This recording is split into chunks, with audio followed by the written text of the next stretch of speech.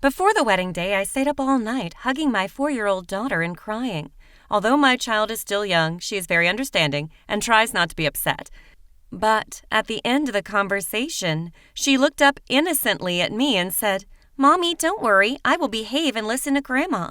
I heard the neighbors joke that you left me, but don't worry, I'm not sad. You can leave me, but I'll never leave you." Hi everyone, I'm Lorraine, 24 years old from the USA. I just got married 2 days ago to Joseph. He is my first husband, but I already had a 4-year-old daughter of my own. The story I'm telling you today is related to the great surprise my husband hid in our blanket on our wedding night. You will not believe what I'm going to tell you.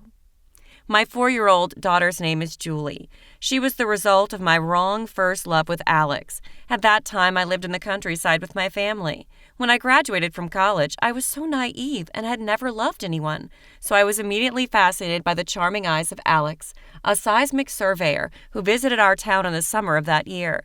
He actively flirted with me during his stay in town, promising all sorts of things about living in the city where he would take me to after our marriage. I was tricked by his sweet words to sleep with him. But only 3 days after getting what he wanted, Alex disappeared, leaving me with the surprise growing in my belly and contempt of people around me. My friends and relatives all advised me to have an abortion. With a broken heart from being betrayed, I went to the clinic intending to get rid of my child. But when it was my turn to see the doctor, I did not dare to come inside and instead ran home to cry with my mother. My mother, when first heard about my decision, couldn't help crying and angrily yelled at me for having such a stupid thought. She advised me to keep the child and promised me that she would support us no matter what happens. It was thanks to my loving mother beside me that I could ignore all outsiders and give birth to Julie, despite the foreseeable future of me struggling to raise her. Only 2 months after giving birth, I had no choice but to leave my baby in the countryside and go to the city to find a job. In the beginning, I missed my child and my family deeply. I felt pity for my poor daughter for not having her mother beside her at too young an age. And I was so thankful for my mother, too. She was old, but still had to struggle to support me because of my mistake. Because of the difficult circumstances, I could only afford to visit home once a year. Every time I returned, we would spend every single minute together.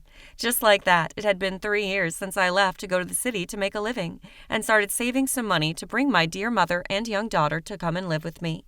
Julie is a docile and very affectionate child. Every day when I come home from work, I was greeted by her small, warm arms and the simple meal prepared by my mother. Just like that, all of my past mistakes were gradually forgotten.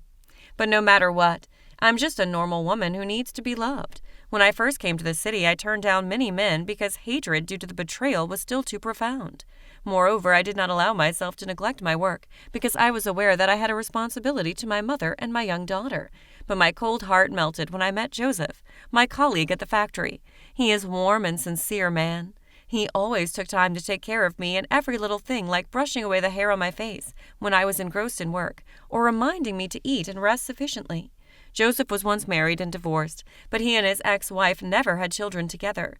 The two of us used to joke that while we were dating, that the reason we were unlucky with love must be to wait to find each other. Joseph made me feel appreciated, and I was determined to follow my heart again. Joseph was kind to me, Julie and my mother, too. My little daughter also loved him very much.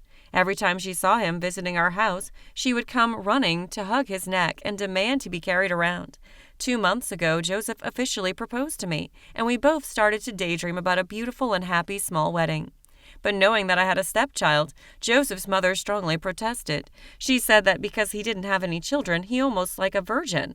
As for me, I had a small child, which later will inevitably lead to disagreements between us. Although Joseph had serious conversations with his mother several times, she still disagreed. We were still together, and finally our stubbornness touched Joseph's mother a little. She approved of our marriage, but on one condition. She said I had to leave my daughter behind, because she would never accept that in her house. So if I want to marry him, I had to abandon my daughter, leaving her for my mother to take care of. Hearing the harsh demands of my future mother-in-law, my biological mother did not appear to be offended, but insisted that I move on and get married to Joseph. My mother promised to take good care of my daughter until her last breath, and after the wedding, I could find ways to change my mother-in-law's opinion later. It was not like we'd never been apart, so a few more years would not cause any big troubles. I could visit them any time I missed them after the marriage. Strongly supported by my mother and deeply in love with Joseph, I could not stand to see him with others, so I decided to give in to the ridiculous demands of my mother-in-law. Before the wedding day, I stayed up all night hugging my 4-year-old daughter and crying. I had to choose the words to talk to Julie so she could sympathize with her mother's suffering. Although my child is still young, she's very understanding and tries not to be upset. But at the end of the conversation, she looked up innocently at me and said, "Mommy, don't worry. I will behave and listen to Grandma. I heard the neighbors joke that you left me, but don't worry, I'm not sad. You can leave me, but I'll never leave you." At that moment, I burst into tears and felt ashamed because I did not deserve her. I was determined that after only 1 year of marriage, Joseph and I would find a way to bring my daughter and mother to live with us. But at that moment, I felt like I could not stand this parting further.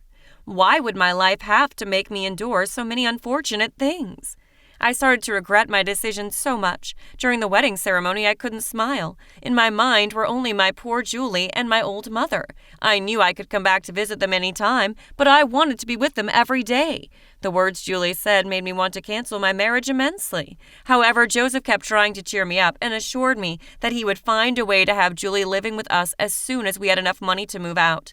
My tears kept flowing throughout the wedding because I felt that I was the worst mother in the world to abandon my child to find my happiness.